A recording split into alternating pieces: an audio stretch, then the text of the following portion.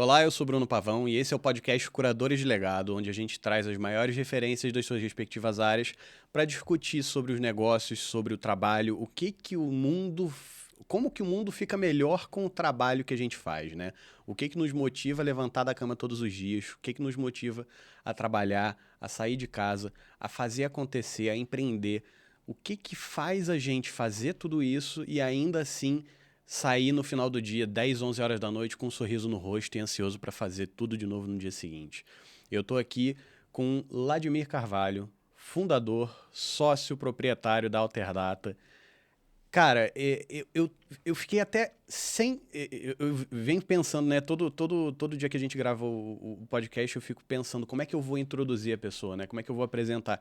Eu fiquei sem palavras, porque o trabalho que você realizou ao longo dos últimos anos, das últimas décadas, e o impacto que, que a sua empresa tem, não só no mercado de atuação de vocês de software, né? Mas os clientes de vocês, as pessoas que trabalham com vocês, o impacto que a sua empresa tem no mundo legado que você já deixou, mesmo ainda estando aqui, ainda sendo ativo na empresa, o teu legado é incrível, cara. Eu queria saber um pouquinho mais, de um modo geral, né? O que vocês atendem, quem que é o principal cliente de vocês e por que você decidiu entrar nesse segmento lá atrás, quando você fundou a empresa?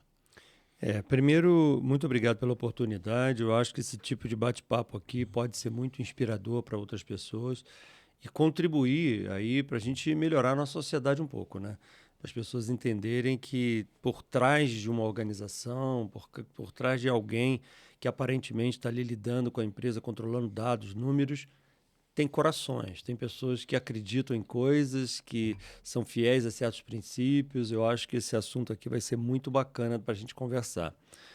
A Alterdata completa agora esse ano 37 anos, agora em julho. Então, nesse momento, ela tem 36. Eu tenho 62 anos. Eu trabalho com tecnologia desde que eu tinha 19. Então, com 19 anos, eu comecei a aprender a programar. Naquela época não existia faculdade de informática, não existia Uhum. cursos com facilidade. Eu sou um autodidata. Eu aprendi a programar sozinho, virando as madrugadas, lendo livros.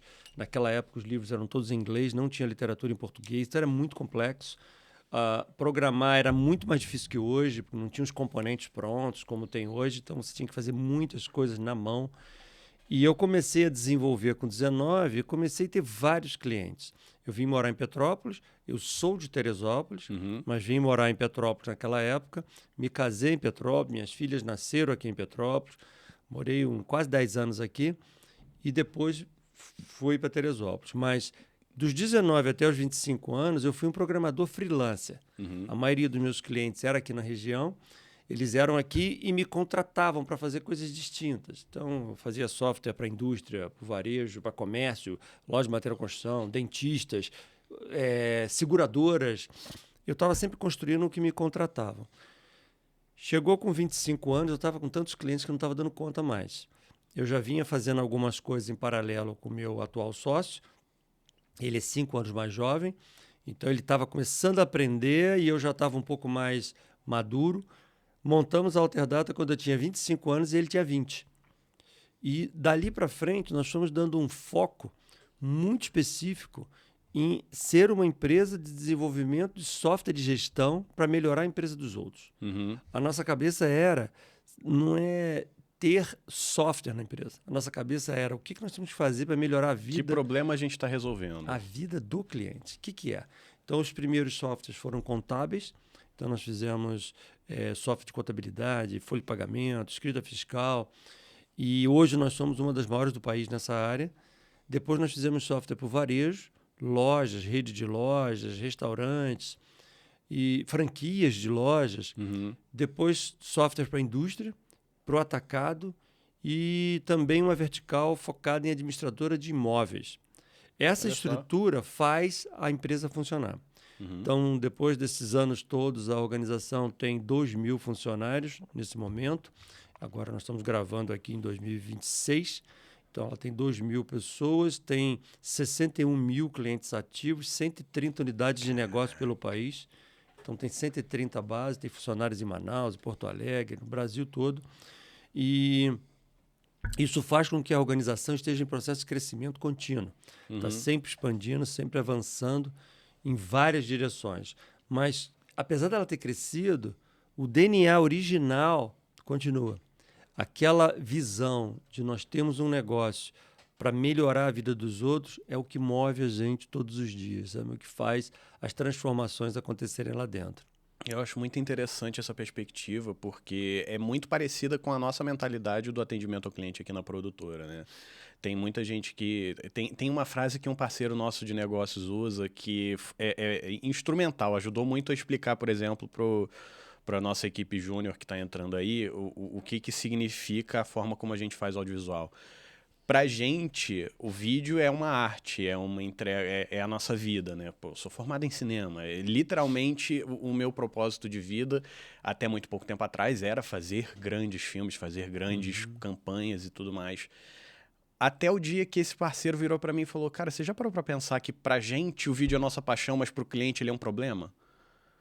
Né? Vamos supor aí um evento que precisa fazer a cobertura. O trabalho do cara que está te contratando não é fazer um vídeo, é fazer o evento. Isso. O vídeo é um problema que ele precisa resolver.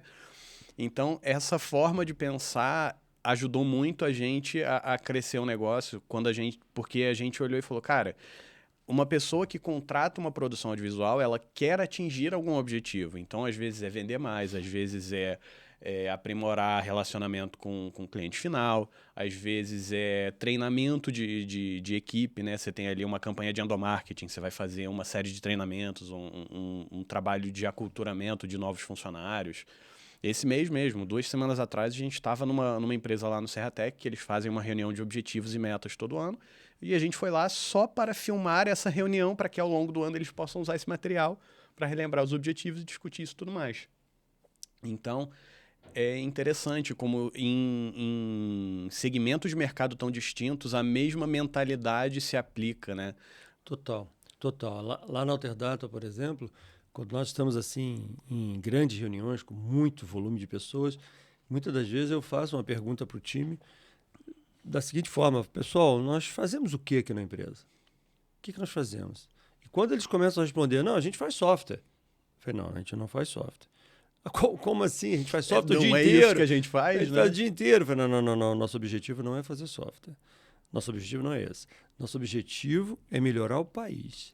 Nosso objetivo é destruir a estatística do governo federal. O governo diz que 70% das empresas que abrem quebram até o 5º ano. Estatística do governo, do Sebrae, de uma série de instituições.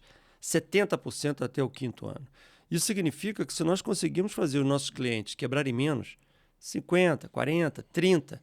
Se a gente conseguir fazer isso através do que a gente faz, nós estamos melhorando o Brasil, nós estamos fazendo essas pessoas contratarem mais pessoas, pagarem melhor as pessoas, diminuir as desigualdades sociais, fazerem com que eles paguem mais impostos para ter mais hospitais, mais estradas. Nós temos que fazer o país melhorar através do software que a gente faz. Mas o nosso objetivo não é o software, nosso objetivo é melhorar o país. O propósito nosso, que me faz levantar da cama todos os dias, não é o dinheiro que a empresa me dá. Não é. Isso é uma consequência de um objetivo. Meu objetivo é ver o cliente feliz, aumentando, expandindo. Eu me emociono quando o cliente vira para mim e fala, Admir, aumentei minha fábrica. Aumentei minha fábrica graças às visões que o seu software está dando. Eu já tive cara de chorar quando eu escuto um negócio desse. Eu não estou preocupado se ele está me pagando mais ou menos. Aquilo é consequência. O grande movimento que eu preciso fazer com que todos na Alterdata entendam é que nós somos parte de um movimento social. Quando tem um lixo ali na rua, que alguém jogou, a culpa é minha também.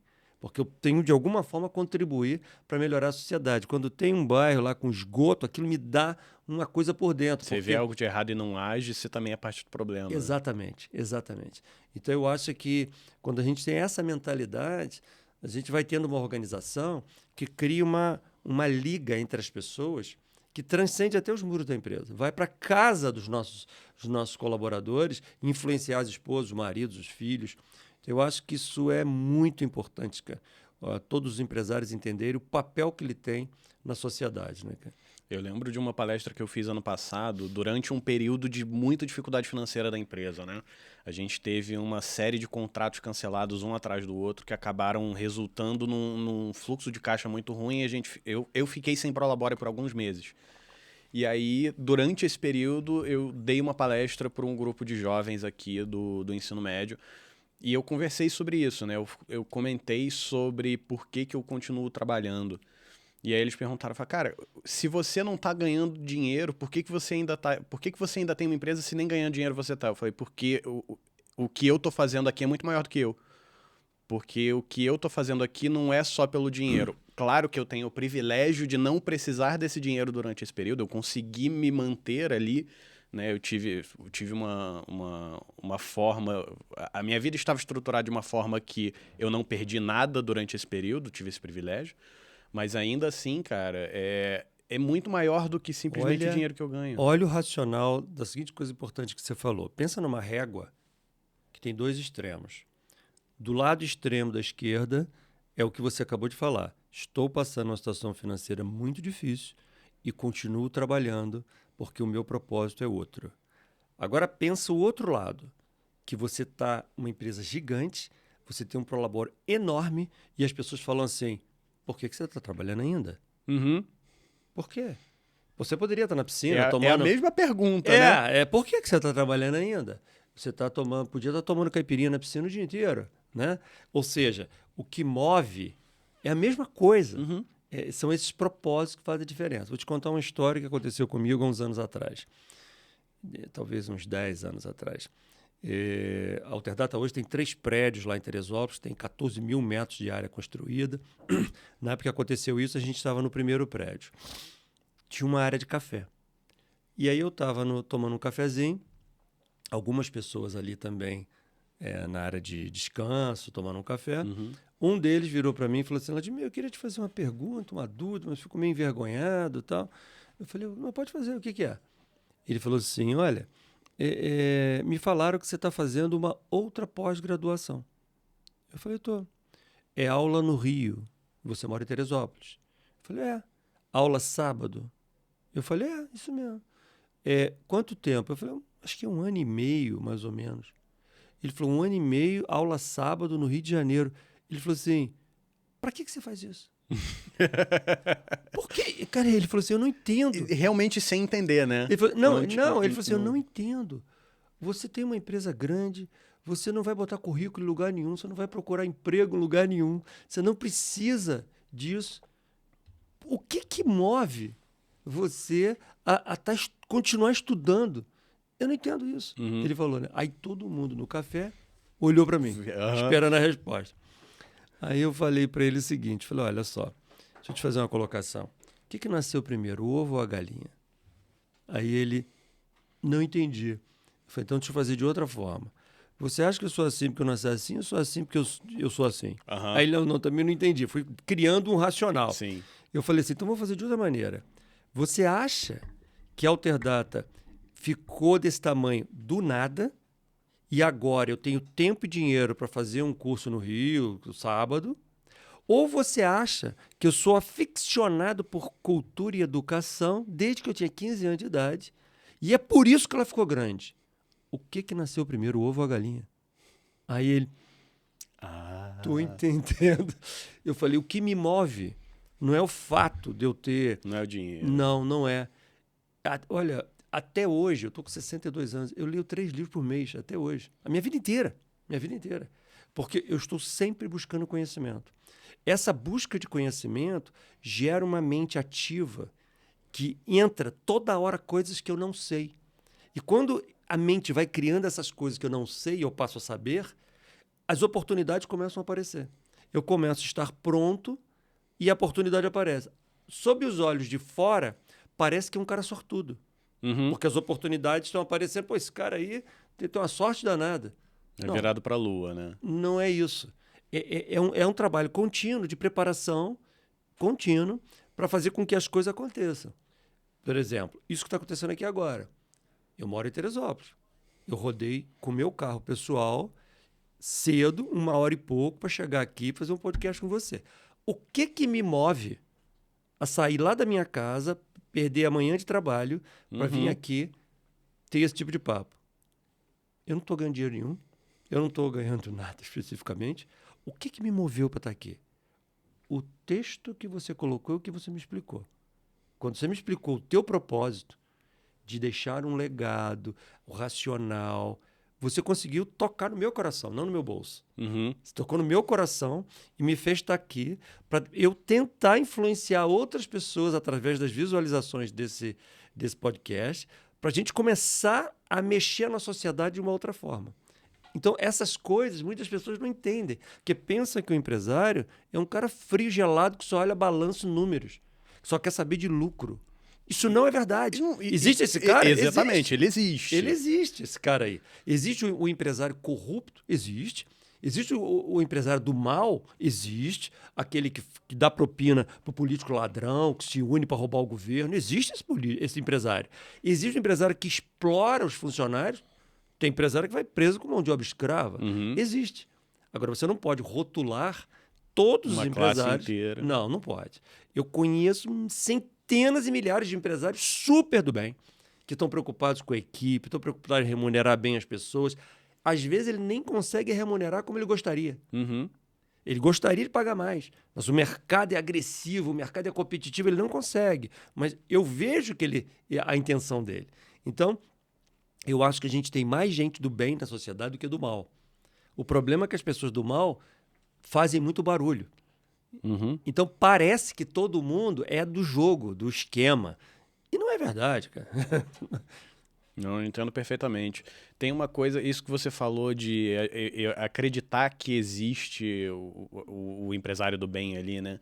Tem uma coisa que eu ouço muito isso. Eu ouço as pessoas falam, cara, você é muito bonzinho, você confia demais nos outros. Já aconteceu várias vezes da gente... no meio de uma negociação ali, né, de um projeto ou outro, o cliente virar e falar, pô, cara, eu tô meio apertado, não tem condição, se você não me der essa condição, eu não vou conseguir fazer, e aí a gente fica naquela, fala, pô, cara, eu faço ou não faço, eu tô precisando, não tô precisando. Obviamente que dependendo do contexto ali, às vezes a gente precisa de um pouco mais de caixa, a gente abre a mão de margem por causa disso e tal, mas no final das contas, muitas coisas que a gente conseguiu, né, muitos projetos que a gente conseguiu fechar que levaram a empresa para frente vieram de negociações onde eu fui trouxa, vamos dizer assim, onde eu confiei exageradamente num cliente. Vou dar 2 exemplos aqui. Uma jornalista aqui de Petrópolis, que tem uma página onde ela fala sobre a história e a cultura dos negócios da cidade. Ela tem ali um trabalho de jornalismo histórico, então ela fala como é que era o comércio de Petrópolis na década de 60. E aí ela vai e entrevista o fundador de um restaurante que está lá desde então. O primeiro podcast que ela gravou aqui com a gente, por exemplo, foi com o fundador de um restaurante bem famoso aqui, que era o tal do Mix Burger, que foi um milkshake de menta, ficou famoso na cidade durante décadas e tal. O primeiro podcast dela foi com esse cara. E o podcast dela é um projeto que a gente patrocina. Então ela grava os episódios dela aqui sem custo nenhum. Através dessa relação de parceria que a gente fez com ela, que a gente olhou e falou, pô, cara, vamos confiar. Assim, a gente literalmente não estava ganhando nada ali. E não estamos há quase 2 anos nesse projeto que a gente tem ali com ela. Através dessa relação, a gente fechou 3 dos maiores projetos de 2025 por recomendação dela. É isso. Mesma coisa com uma publicitária que é daqui. Isso não significa que de vez em quando você não vai tomar um cano. Exatamente, como tomei vários no ano passado. Tem uma publicitária daqui também que fez um evento por conta própria, é o Maba Summit, fala sobre empreendedorismo, networking e tudo mais. A gente fez uma estrutura de cobertura do evento dela, onde a gente cobrou... Acho que a gente deu 60%, 70% de desconto. A gente operou no prejuízo. Né? Vamos supor ali, se a gente cobrou 15 mil, o custo que a gente teve para executar o evento foi 18 mil. Sim. Né? E aí a gente fez uma entrega excepcional, muito boa. A galera chorou quando viu o vídeo no final do evento e tal. E aí, 2, 3 meses depois, essa publicitária que fechou o evento com a gente nos recomendou para o nosso maior projeto do ano, que foi o Renovation Week. É Que isso. foi, né, foi uma porta que se abriu ali porque a gente olhou e falou, cara, veio aquele discurso, né? Poxa, a gente estava procurando parceiros para desenvolver. Falei, puta, parceria de novo, não, cara. Mais um cara querendo parceria. E foi maravilhoso. Então, e as pessoas às vezes não entendem esse jogo, que é um jogo de você tentar dar antes de você querer vender. Uhum. Quando você cria essa sinergia. Vou te dar um exemplo também que está acontecendo agora, nesse momento. Tem um evento em Nova York, a NRF, é o maior evento de gestão e varejo do mundo. Acontece todo janeiro. Eu vou todos os anos, tem vários anos que eu vou. E eu vou com 2 chapéus. Um chapéu é para eu entender o que está acontecendo no mundo, porque é um evento com 40 mil executivos. É o chapéu do aprendizado, né? Exatamente. Eu vou primeiro para entender o que está acontecendo no mundo, porque eu preciso adaptar a minha empresa para os movimentos que estão acontecendo. Mas o meu segundo chapéu, que é o que mexe mais com o meu coração, é eu preparar um conteúdo para mostrar para os empresários brasileiros que não têm condições de ir num evento desse, porque é muito caro, não tem condições de estar lá, e tentar transmitir para eles o seguinte, cara, olha só, cuidado com a tua lojinha lá do interior, do não sei de onde, porque o mundo está mudando assim, você tem que adaptar assim, você tem que mudar nisso, cuidado com aquilo, a inteligência artificial pode fazer isso, pode fazer aquilo, tal. E eu faço uma palestra de pós-NRF. Essa palestra, ela compete com outros pós-NRF que tem no Brasil. Porque grandes instituições, bancos, Sebrae, Junta Comercial de São Paulo, Fazem empresa uma de proposta bem consultoria, parecida. também fazem um pós-NRF, cobrando. Todo mundo quer ganhar dinheiro com o pós-NRF. Eu abro isso direto para todo mundo, né? Aí o que acontece todos os anos? A minha palestra é a mais assistida do Brasil na frente de todas essas instituições no YouTube. Isso me deixa com o coração assim aquecido, porque eu tenho certeza que ali dentro, que eu vejo os lugares de onde as pessoas estão vindo, estão assistindo, eu vejo pessoas lá do interior do Pernambuco, interior do Pará, empresários assistindo o que existe de mais moderno no mundo em gestão. Isso me dá a sensação de que eu estou ajudando. Você, de fato, está tornando o país um lugar melhor. Eu estou tornando. Porque esse empresário lá, ele vai criar um mecanismo, a partir dessas informações, ele vai criar um mecanismo na empresa dele que vai estar mais protegido. E provavelmente ele vai ter mais longevidade, a empresa vai crescer, vai contratar mais pessoas. Tal. Isso, rapaz, me deixa assim super feliz. E está acontecendo agora, nesse momento, porque eu tive agora, tem 20 dias atrás. Então, gravei, foi para o ar, agora 2 semanas atrás, e está bombando no YouTube. Isso me deixa super satisfeito, entendeu? Foi, inclusive, onde eu te encontrei pessoalmente lá em Teresópolis. E é um exemplo dessa movimentação ali de você estar atento às coisas que acontecem no mercado, né? Eu olhei ali e falei, cara, eu já tinha recebido uns anúncios falando da live da NRF, né? E eu falei, pô, bacana, eu vou assistir, me inscrevi e tal. E aí, no dia anterior... Não foi nem no dia anterior, foi no dia. No dia eu recebi um outro anúncio e algum detalhe ali me chamou a atenção. Eu falei, peraí, vai ter um evento presencial também? Eu não sabia que era transmitido de um lugar aberto para o público, né? Aí eu fui olhar ali, pô, hoje de noite, Teresópolis. Vai sair de Petrópolis, vai para lá. Eu vou ter que voltar para casa 10h30 da noite, né, cara? Eu olhei ali, falei, pô... eu acho que dá pra pular um dia de academia pra ir lá em Teresópolis, né? Isso, eu peguei meu cara. carro e fui lá. Peguei ali 2 horinhas de estrada. E você deve ter percebido que tinham ali presencialmente quase 1.000 pessoas. Uhum. Estava bem cheio o local. E fizemos uma produção de vídeo bacana. Sim. Porque levamos a sério. Porque a visão, eu falei pro meu time, ó, essa produção tem que ficar top de linha. Porque é um respeito aos empresários brasileiros que vão ver uma coisa de bom nível. Com profundo, com conhecimento robusto. Não é porque é de graça que tem que ser ruim. Exatamente isso. Exatamente isso. E aí a coisa frutifica. Aí você começa a ver um monte de situações acontecendo e as pessoas não sabem por quê. Recebi um convite agora da USP de São Paulo, por causa desse tipo de visualização, para fazer um trabalho lá na USP, que é a maior universidade da América Latina. Então, como é que você conseguiu na USP? Eu não sei, foi sorte, né? Pois é. Ninguém vê os sábados indo pro Rio todo final de semana. Exatamente. Para você fazer a pós-graduação que te possibilitou. Exatamente. Né? As portas vão abrindo assim, né? Exatamente. Eu preciso até admitir, você falou ali da questão do vídeo, que precisava ser bem feito e tal. Um dos principais motivadores de eu ir a Teresópolis nesse dia foi pensando em procurar possíveis clientes, possíveis negócios ali em Teresópolis também. Porque um movimento que a gente está fazendo agora em 2026 é exatamente expandir a nossa atuação de Petrópolis para a região serrana como um todo, Rio, São Paulo e tudo mais.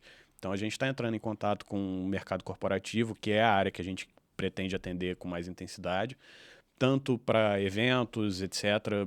Teresópolis, Rio, todas essas regiões são áreas que a gente está querendo atender. Então o principal objetivo de ir para Teresópolis nesse dia, nessa transmissão, foi entender quais eram as oportunidades de negócio que eu poderia gerar dali. E, claramente, o principal seria atender, eventualmente, a Alterdata. E quando eu cheguei lá, eu vi, cara, câmera pra lá e pra cá. Eu falei, puta. Eu nem fiquei chateado. Porque meu primeiro pensamento foi, puta, não vou conseguir fechar negócio porque ele já tá muito bem servido. Mas o meu segundo pensamento foi, cara, que bom que estão valorizando o meu serviço aqui. E aquele pessoal que estava lá, que você viu no evento, não são empresas contratadas. Uhum. Aquele é toda a minha equipe. Eu conversei com eles. Eu cheguei lá, eu fui tentar entender, eu conversei com essa galera lá. Mas você tem muita oportunidade lá. Não na Alterdata em si, mas no mercado. Sim. Tem empresas formando, crescendo, tem grupos de associações comerciais, tem um monte de gente que tem um problema, que é isso aqui, ó. Tem um estúdio. Na Alterdata nós temos um estúdio desse dentro da empresa. Então o time prepara, tem pessoal de cinema, tem câmera de cinema que a gente usa. Tá? Então a gente está também estruturado porque a empresa é grande. Mas a quantidade enorme de companhias que precisam do serviço que você faz. E o essencial é isso que você falou, que é muito importante quem está nos ouvindo, porque às vezes o lado seu, por exemplo, é um lado artístico. É igual um pintor de quadro. Um vídeo é um filho seu. Sim. Então, aquilo tem uma coisa que o artista acha lindo, que às vezes o cliente não quer aquilo. Às vezes você fala uma coisa, o cliente fala, pô, achei ruim pra caramba. Você, pô, que cliente chato, ignorante, burro, não entende a minha arte. E aí você entra num choque que o business não acontece. Porque o seu papel não é fazer a coisa mais linda na sua cabeça. É a mais linda na cabeça do cliente. É sob a ótica que traga resultado para ele. Para aquele problema que ele tem, para aquela dor que ele tem naquele momento. Então, tem um monte de oportunidades. Eu acho que esse vídeo pode ajudar a popularizar o teu trabalho lá e também Friburgo. Meu nome é muito forte em Friburgo também. Bom saber. Então, isso ajuda a popularizar nessas cidades. A região serrana tem muita oportunidade de negócio, né? Assim, existe uma dificuldade aqui no mercado, você viveu aqui, você certamente já passou por isso. Eu não sei se é uma peculiaridade daqui, se é da região serrana, ou se é só uma dificuldade que eventualmente vai passar. Mas um problema que a gente vive hoje é que, de um modo geral, o empresário petropolitano ele não valoriza muito o que é daqui. Né? Ele olha para as coisas de fora. Um excelente exemplo foi o primeiro convidado do podcast, Giovanni Garcia. Ele é um fotógrafo de casamento, referência nível internacional. O cara é celebrado e premiado no mundo inteiro. E ele tem... O estúdio dele fica aqui, no condomínio. Né? Ele trabalha há 22 anos com fotografia de casamento aqui em Petrópolis. E ele falou, cara, as pessoas daqui de Petrópolis só começaram a me valorizar quando eu comecei a ganhar prêmio em São Paulo. Né? Então, isso é uma dificuldade que a gente sofre aqui. Primeiro, nesse lado de ser diminuído por ser uma empresa daqui. O nome da empresa também, né? Estúdio Petrópolis. A gente tem muito orgulho de ser daqui, de montar a empresa aqui. E isso, às vezes, implica numa dificuldade de negócios. E também a questão financeira. O empresário petropolitano, na nossa experiência, ele está muito menos disposto a investir num trabalho que é menos tangível, que o resultado é menos tangível, do que no Rio. Aqui tem umas coisas para te falar bem interessantes que pode ser bacana para toda a audiência nossa que está ouvindo aqui. A Alterdata tem 36 anos e ela foi fundada aqui em Petrópolis. Né? Eu fundei ela aqui, 2 anos depois ela foi para Teresópolis. Por questões políticas e tributárias. O ISS daqui, na época, era 6%, de Teresópolis era 0%. É. Então, nós fomos para lá. Decisão simples. E a empresa se tornou o que se tornou lá. Hoje a prefeitura fica pedindo, pelo amor de Deus, para a gente voltar para Petrópolis, mas é impossível. Com aquela estrutura que está lá, não dá. Mas, naquela época, o que eu percebi?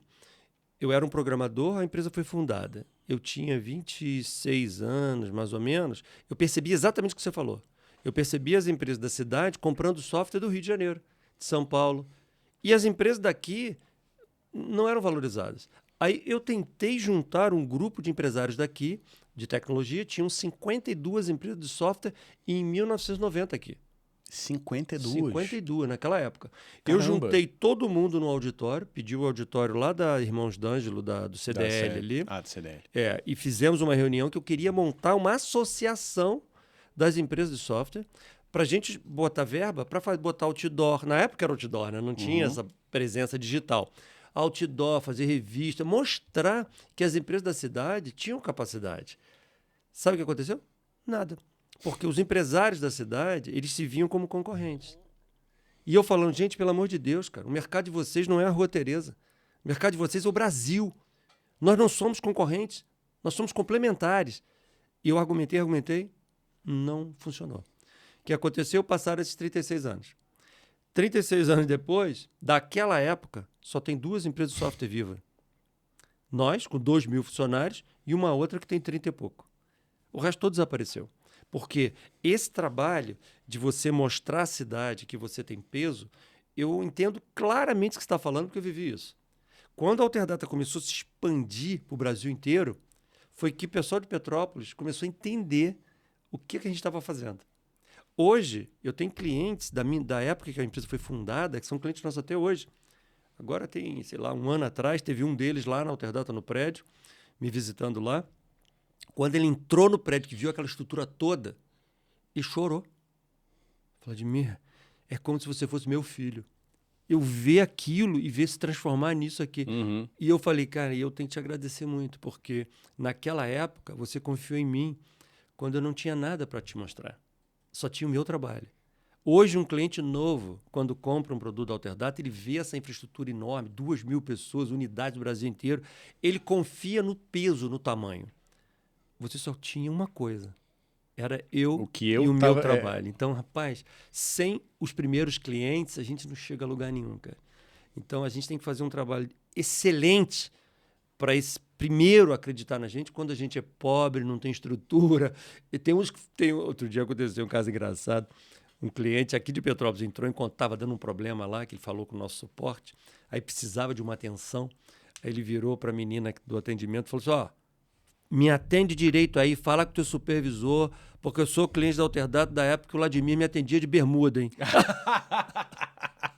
Aí vieram me contar essa história, eu falei, pô, pior que é verdade, Porque ele me ligava sábado, cara, eu tinha que ir lá sábado resolver coisas e ia lá pra lá de bermuda mesmo. Meu Deus. Mas essa fase é muito importante.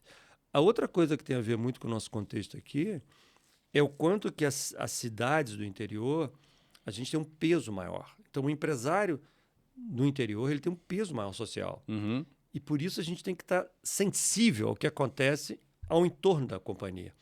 A Alterdata é a maior empresa de Teresópolis, de todos os setores. Maior que a gente lá, só a prefeitura. Então, a gente tem um peso social muito grande e causa um impacto.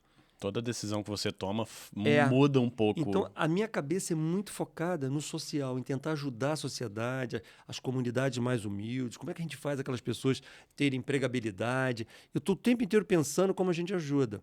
Eu já notei que muitos empresários do bem querem também ajudar, mas eles não sabem como. Uhum. Porque existe uma série de empresas do mal, ONGs falsas e pessoas fingindo que estão fazendo uma coisa do bem, tirando dinheiro das pessoas e não aplica na sociedade. Então, às vezes, quando eles veem eu envolvido em algumas coisas, isso passa mais credibilidade. Então, vários empresários dizem, pode invadir, aumenta a velocidade desse teu projeto que eu te ajudo. Eu boto um dinheiro na sua mão, porque eu confio que você vai aplicar certo. Eu estou resolvendo uns problemas de esgoto lá da cidade, muito forte, de um determinado bairro, que eu resolvi abraçar esse bairro. E os amigos olham, cara, vamos resolver. Apareceu lá um lixão, acabei com o lixão todo, os amigos. Cara, eu ajudo a montar um parquinho lá. Vamos fazer um ratatá aqui entre alguns empresários, vamos botar lá. A gente bota um dinheiro na tua mão, você vai lá e compra as coisas. Isso é muito legal, cara, porque você vê que você vai não só causando um impacto social, mas vai influenciando outras pessoas para aumentar a velocidade desses investimentos. Entendeu? Então, acho que isso me dá a sensação de que eu estou deixando algo para a sociedade que é muito bacana, que vai além de coisa física, de dinheiro, negócio. É algo de infraestrutura, que melhora a vida das pessoas, sabe? Não, isso vai além do trabalho. Isso que você está falando é algo muito fora do esperado de um empresário, né? Como que a sociedade vê o empresário? Vê como um gerador de emprego ali, a pessoa que vai apoiar as pessoas, apoiar a equipe dele, né? Isso que você faz é ir muito além da expectativa da sociedade. Mas você também não deixa de passar por esse processo também de apoiar as pessoas que estão ali dentro da tua empresa, né? Você falou, são 2.000 funcionários, são 2.000 pessoas cuja vida, o seu trabalho impacta diretamente, né? Diretamente. Não é só o trabalho, impacta até a influência, né? Porque Uhum. quando eles estão vendo uma pessoa que 8 horas da manhã está dentro da empresa, que está lendo pra caramba, que ensina a eles conceitos novos. Eu ministro, uma empresa desse tamanho, eu ministro treinamento para o time. Treinamento de liderança, treinamento de comando de equipe, perfis comportamentais, disciplina, uma série de coisas eu estou ensinando. Eu me vejo como empresário, mas me vejo um pouco como pai, que tem que orientar as pessoas para terem uma carreira melhor, né? E isso você vai gerando inspiração, porque chega em casa, aquele jovem que trabalha com a gente lá, ele fala com o pai dele. Uhum. Papai, trabalho num local bacana. Olha, o Admir está fazendo isso, isso, isso. O sócio dele faz isso, isso e isso. Então, isso vai gerando uma visão de seguinte: é possível você ter situação financeira boa sendo honesto, sendo sério. Cara, a empresa a Alterdata nunca teve caixa 2, cara, na vida. Nunca teve funcionário sem registro. Nunca deixou de pagar uma hora extra para ninguém. Praticamente não tem problema nenhum de ações na justiça. Não tem. Porque a gente tem uma preocupação com lisura. Cara, nunca dei propina para um fiscal porque o negócio está errado.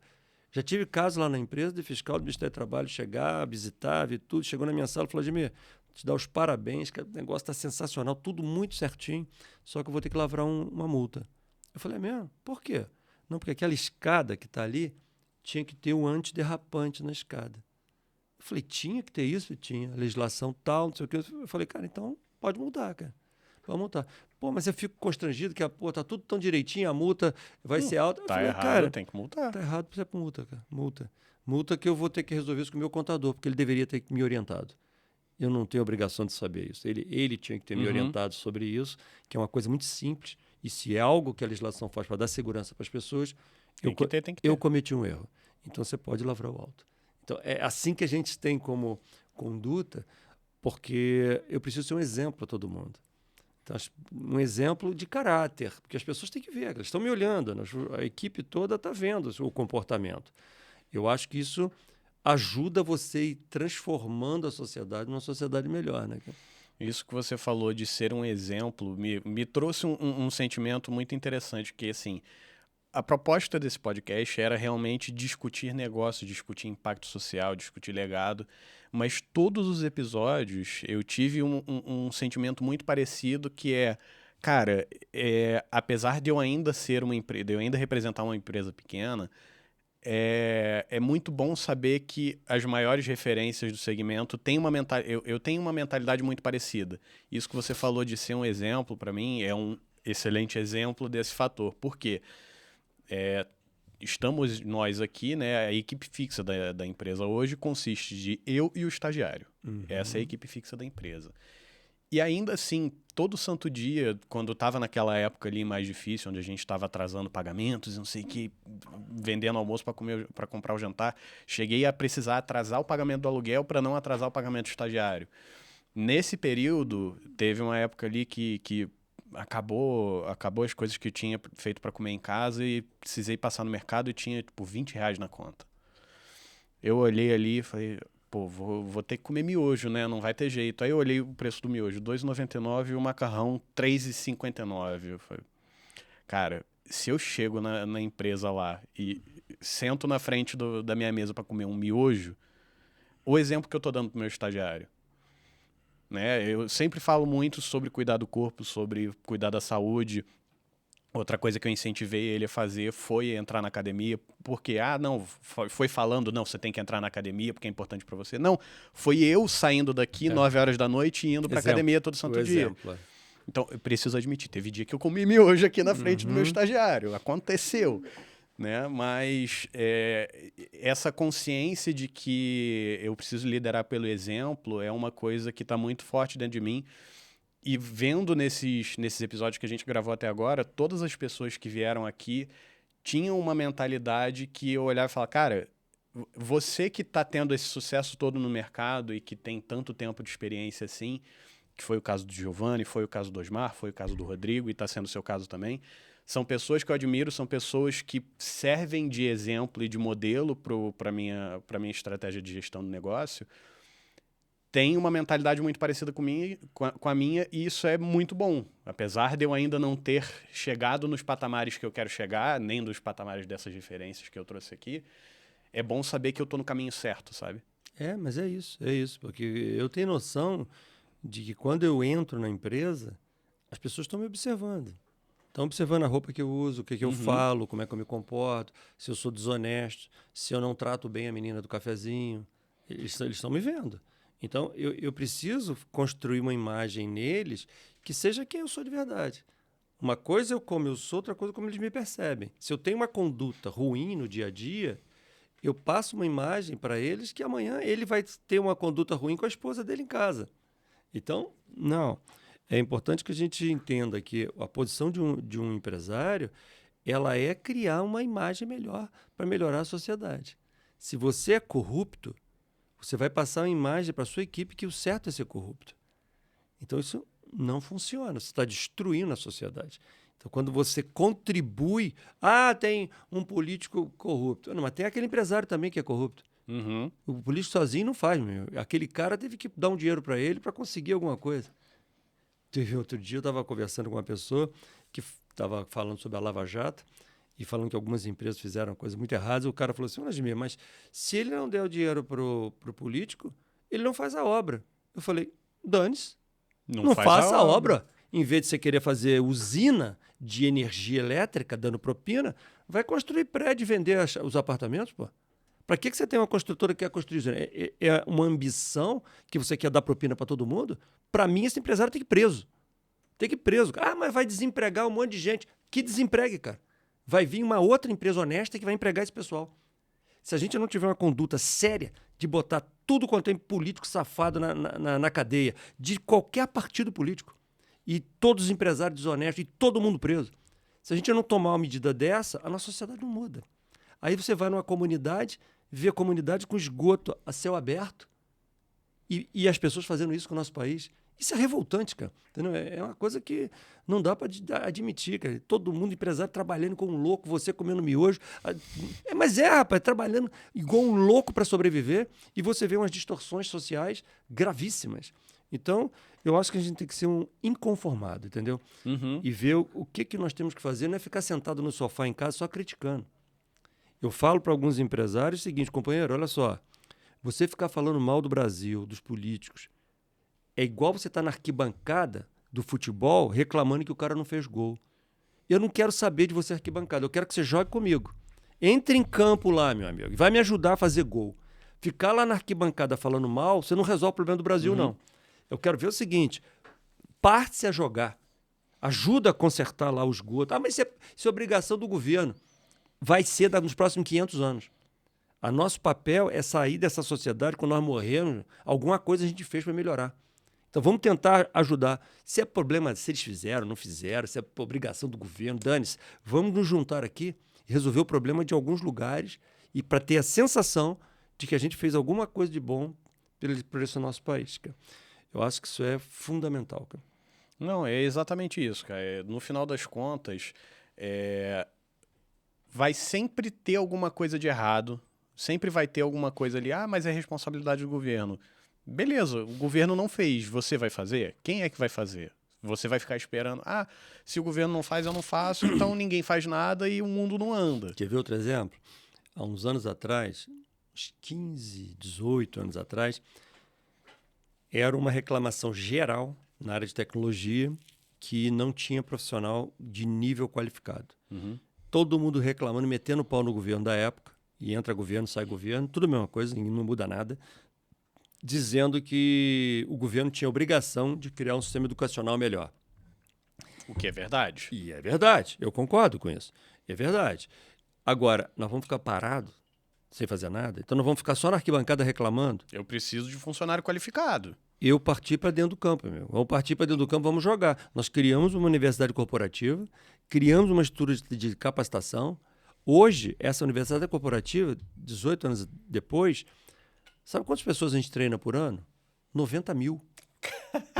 A gente treina 90 mil pessoas por ano. Meu Deus. Eu tenho 32 funcionários só na área educacional. Pessoal de pedagogia, letras, pessoal de conhecimento técnico, preparando provas, fazendo treinamentos do Brasil inteiro. Tem 12 estúdios de cabines de treinamento que dá treinamento para o Brasil inteiro, para os nossos funcionários novos, para os funcionários antigos em reciclagem e para os funcionários dos nossos clientes.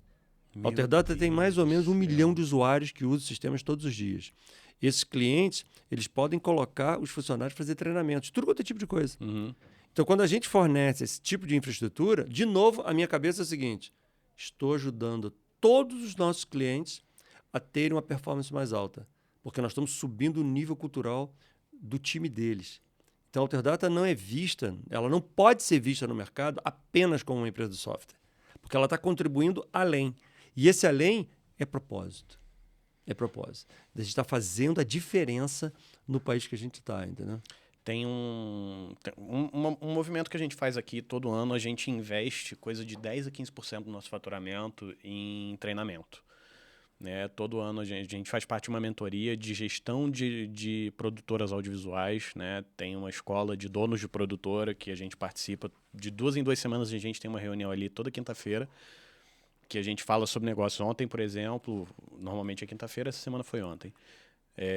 A gente teve um treinamento de gestão comercial. Então, foi 3 horas ali sentados ouvindo o mentor ali, o gestor comercial de uma das maiores produtoras do Rio, falando sobre processos, sobre social selling, enfim, tudo mais.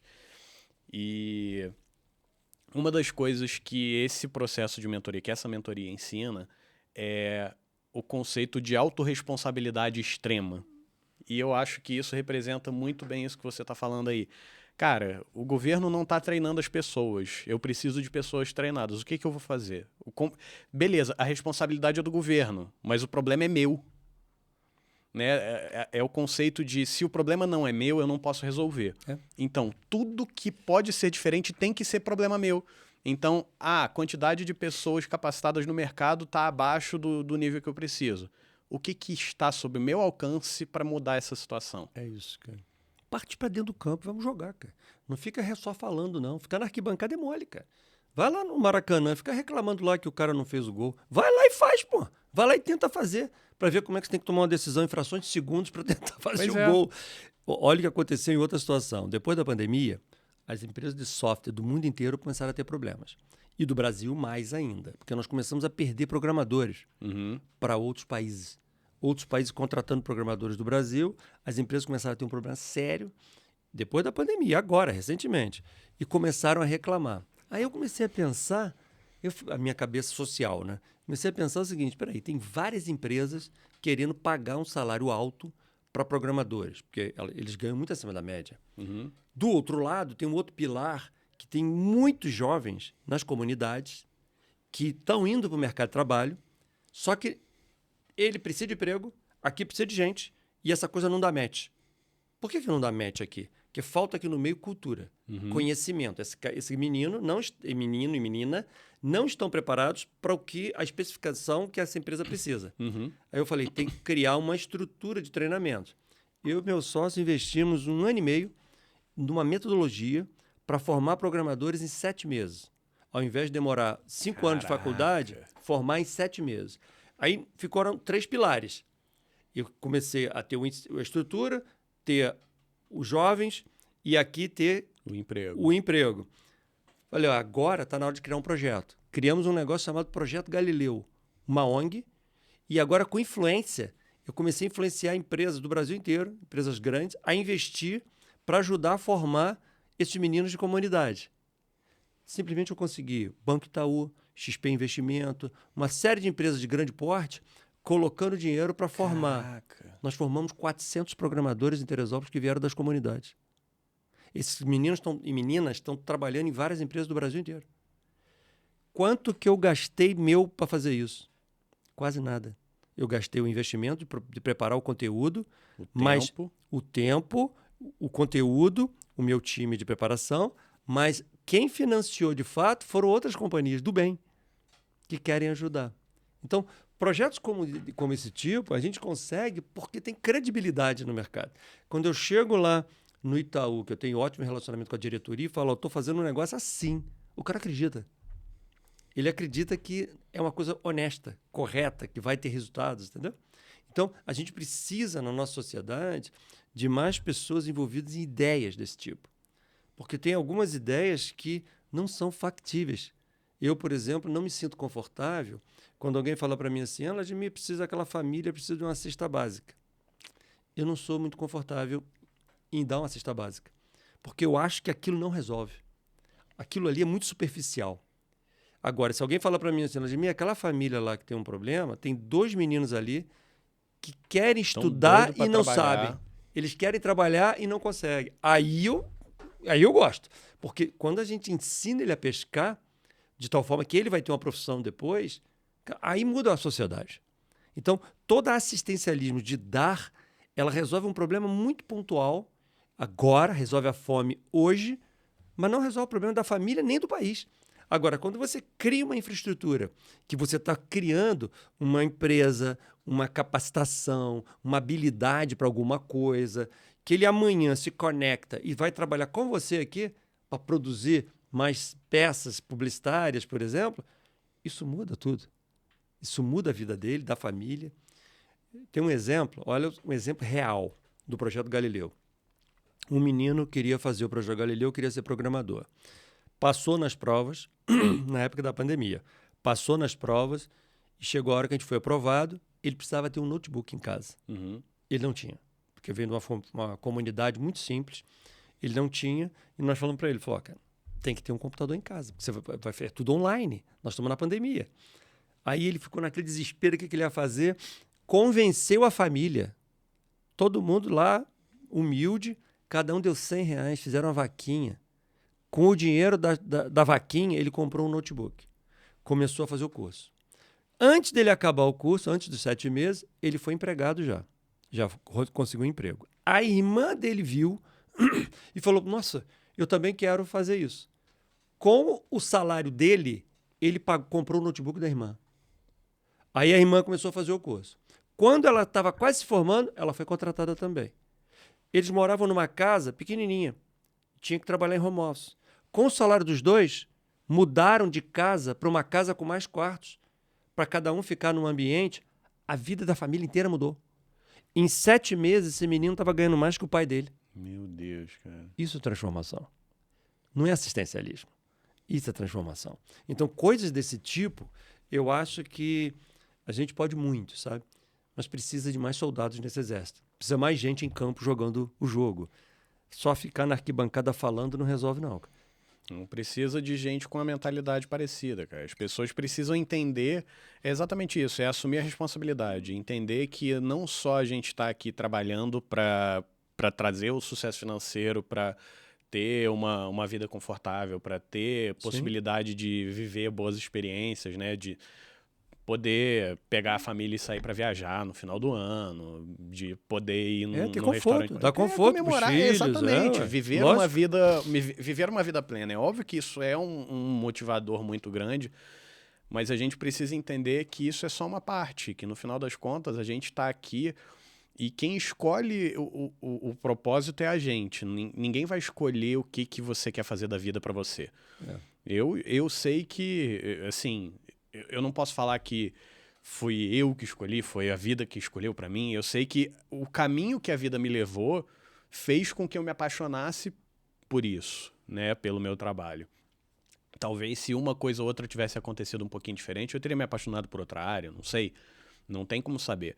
O fato é, eu olho para minha vida hoje e eu falo, eu não consigo imaginar outro cenário de vida que não seja exatamente o que eu estou fazendo aqui agora. E isso é muito poderoso eu incentivo muito as pessoas a correrem atrás disso. E eu falo que, eu até compartilhei isso nas redes sociais essa semana, até muito pouco tempo atrás eu achava que isso era comum, que todo mundo sabia o que queria da vida. Eu descobri recentemente que não, que muita gente não tem a menor ideia do que está fazendo aqui. E foi aí que eu vi, cara, eu tenho um privilégio muito grande, né? E aí, vendo como isso me faz ser, como isso me faz sentir, eu olho para minha vida e falo, cara, é uma certeza muito grande. Isso me traz um sentimento tão bom que eu falo, todo mundo precisa ter isso. Todo mundo precisa ter e conhecer o seu propósito. Então, por exemplo, minha namorada, ela é uma pessoa que trabalha na área também, ela é fotógrafa, mas diferente da certeza que eu tenho, o caminho que a vida levou a ela trouxe muitas dúvidas. Então, volta e meia, ela vem com um questionamento, fala, eu não sei se eu tô fazendo a coisa certa, eu não sei se não sei o quê. Eu não vou virar para ela e falar, não, você tá fazendo a coisa certa assim. Eu falei, olha, eu acredito que isso é o que faz sentido para você, mas se você acha que precisa explorar outra coisa, vai explorar outra coisa. Descobre o que faz sentido para você. É difícil você dar essa resposta para ela. Ela vai ter que encontrar. Ela vai ter que saber essa resposta. Ninguém consegue dar essa resposta pelo outro. Você tem que encontrar por conta própria. Mas é isso, cara. Eu acho que a gente tem muito o que fazer no país. O Brasil é um país de oportunidade. É um país que tem muita coisa para ser organizada. Se a Alterdata tivesse nascido na Inglaterra, na França, nos Estados Unidos, talvez ela não seria o tamanho que ela tem hoje. Porque lá o mercado é muito maduro, a guerra é muito forte. O Brasil tem muitas oportunidades. Então, quando alguém fala assim, tô indo embora morar nos Estados Unidos que eu vou trabalhar lá. Eu falei, gente, você vai entrar numa competição tão violenta que você não está entendendo o volume de oportunidades que tem no Brasil. Então, tem muita coisa para a gente fazer aqui. E muitas coisas sérias, honestas. Dá para ganhar dinheiro sendo do bem, cara. Mas a gente, quanto mais consegue influenciar outras pessoas, mais a gente vai criando uma massa de pessoas do bem que vai começando a mudar todo um contexto, mudar uma sociedade inteira, né? Eu acho que se a gente tem um papel importante, isso move muito meu coração, sabe? Uma coisa que quando eu acordo de manhã, que a primeira coisa que eu penso é o que eu estou fazendo para mudar um pouco o cenário do nosso país, né? Isso é muito importante para mim pessoalmente, cara. E quando você tem um conjunto de clientes que acredita nisso, que valoriza o que você faz, isso dá muita força, né? Te anima. Não, exatamente. Esse exemplo aí que eu falei dessa coisa da responsabilidade toda, né? De você trazer para si o que precisa ser feito, junta com essa questão das oportunidades, né? Muita gente fala, até dentro da minha própria família, fala, cara, a melhor coisa que você faz é juntar um dinheiro e sair desse país. Esse país não dá oportunidade para ninguém. E aí eu olho e falo, será mesmo? Para começo de conversa, será mesmo que não tem oportunidade? Segundo, que foi mais ou menos a mesma coisa que a gente fez aqui, né? Petrópolis tem essa mentalidade de só valorizar o que vem de fora e não sei o quê, e o mercado do audiovisual daqui está estagnado. O que eu vou fazer para mudar isso? O que eu estou fazendo para mudar isso?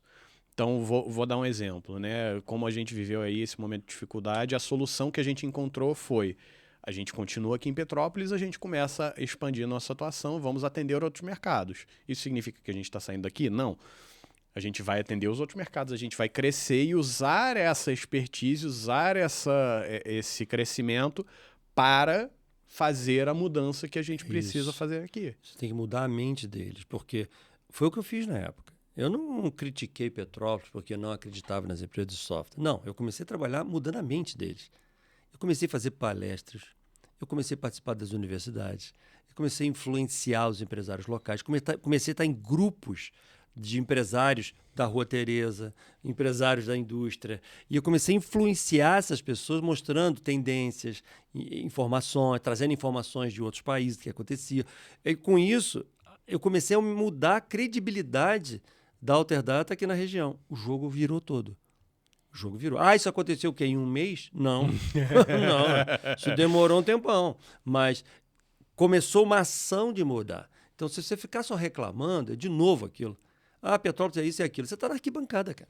está na arquibancada. Vai para o campo. O que você tem que fazer para mudar? Eu comecei a fazer um trabalho pessoalmente de influência nos clientes. Lá na época, lá atrás, de 1990 e pouco. E aí a empresa começou a ter mais credibilidade, começou a fechar mais negócios e começou a ser mais influente na região. E a coisa foi indo, não parou nunca mais. Ou seja, a roda começou a girar. Mas vai para dentro de campo e joga. Cara, eu fico até sem palavras. Quando a gente começou a conversar aqui, teve uma hora que você deu uma sequência de respostas ali no início da entrevista que eu preciso admitir, eu fiquei até um pouco travado, porque eu falei, cara, eu olhei ali pro relógio e falei, tem 15 minutos de entrevista, ele já falou tudo que eu queria explorar. O cara tá tão experiente, sabe falar tão bem, que no final das contas a gente foi explorando alguns outros temas ali, a gente foi aprofundando alguns detalhes, mas quando a gente começou a conversar, em poucos minutos você já conseguiu explorar e esclarecer tantas